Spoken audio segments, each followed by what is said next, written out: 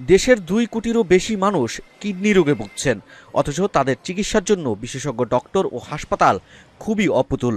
ফলে অনেক রোগী যথাযথ চিকিৎসা না পেয়ে কিংবা আর্থিক অক্ষমতার কারণে মারা যাচ্ছেন। পাবনায় কিডনি ফাউন্ডেশনের নবম বার্ষিকী সভা ও বৈজ্ঞানিক সেমিনারে বিশেষজ্ঞরা জানান, প্রাথমিক পর্যায়ে কিডনি রোগ শনাক্ত করা গেলে রোগ প্রতিরোধ ও সুস্থতা সম্ভব। ডায়ালিসিসের আগে কিডনি ট্রান্সপ্লান্ট করলে রোগীর দীর্ঘদিন সুস্থ থাকার সম্ভাবনা থাকে।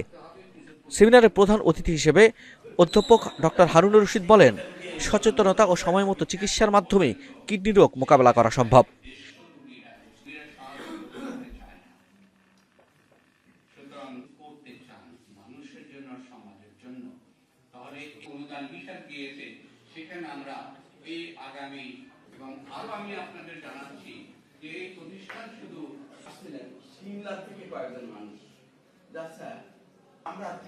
আসন্ন ত্রয়োদশ জাতীয় সংসদ নির্বাচনে এবি পার্টির পক্ষ থেকে সালাম নিন, ঈগল মার্কায় ভোট দিন।